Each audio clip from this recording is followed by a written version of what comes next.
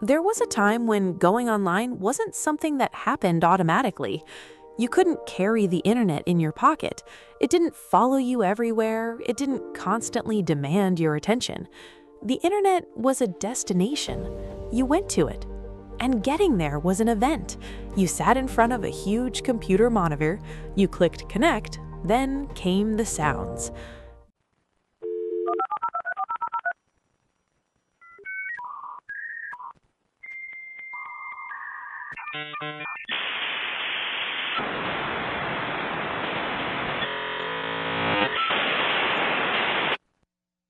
That strange robotic symphony meant only one thing. You were entering another world, and somehow that world felt magical. Today, we live on the internet. Back then, we visited it. There was intention behind every login, because every minute online mattered. Someone else in the house might need the telephone, your connection could suddenly disconnect, and if your parents saw the phone bill, your internet adventure might be over for a month. Being online felt special because it was limited. You couldn't scroll forever. You couldn't consume endless videos. You went online for a reason: to talk to friends, to play games, to search for something fascinating. And when you disconnected, you went back to real life. The internet wasn't replacing life, it was enhancing it. Everything took time. A picture loaded one line at a time. A song download might take 30 minutes. A video clip could take hours. And somehow we were okay with that, because anticipation made everything feel valuable. Today, we become impatient if something takes 3 seconds. Back then, we would watch a progress bar move 1% at a time and celebrate when it finally finished. Waiting wasn't a bug, waiting was the experience. Patience was built into the internet itself. The internet felt like a giant unexplored city. There were chat rooms everywhere. People from different countries, different ages, different cultures, different lives. You entered a room and started talking. Hello. ASL? Age, sex, location.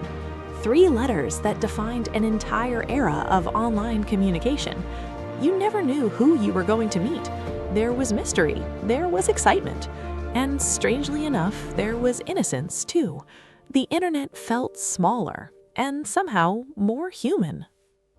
Websites weren't polished. They blinked, they played MIDI music, they had strange colors, terrible fonts, animated GIFs everywhere, and visitor counters proudly displayed how many people had visited. Every website reflected someone's personality.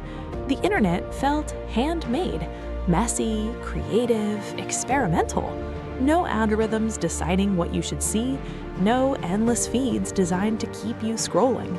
You discovered things by wandering, and every click felt like opening a new door. Music wasn't instantly available. You hunted for it. An MP3 file felt like a treasure. You downloaded songs overnight, burned CDs for your friends, labeled them with markers, summer mix, rock collection, songs for the drive. Entire memories now fit inside a streaming playlist. Back then, they lived inside plastic CD cases. And somehow, those physical collections felt more personal, more meaningful, more ours. We waited for our friends to come online. Their username lighting up was exciting. You changed your status message, used custom emojis, sent nudges, shared song lyrics, spent hours chatting. And when someone signed off, they were actually gone. There were no read receipts, no typing indicators, no pressure to be available 24 hours a day. Conversations had beginnings, middles, and endings. Maybe what we miss isn't the technology. Maybe it's the feeling. The early internet felt full of possibilities. Every new website felt like a discovery. Every download felt exciting. Every message felt personal. Technology seemed to be opening doors rather than competing for our attention. The internet felt smaller, slower, simpler, but also more magical. The old internet wasn't perfect. It was slow, frustrating, confusing, sometimes ridiculous. And yet, millions of people still remember it with extraordinary affection because it wasn't just technology, it was an experience. It was staying up late waiting for a song to download, it was hearing the dial-up sound, it was chatting with friends after school. It was discovering strange websites simply because curiosity led you there. The internet grew up, and so did me. Today, everything is faster, smarter, more connected. But perhaps something beautiful was left behind. A version of the internet that felt like an adventure. A place you visited. A place you explored. A place that still lives somewhere in our memories. And for a generation of people, hearing that dial-up sound again is enough to bring it all back. What do you miss most about the old internet? Dial-up? Chat rooms? MSN Messenger? Downloading music? Building your first website? Tell us your favorite memory in the comments. Let's relive the good old days together.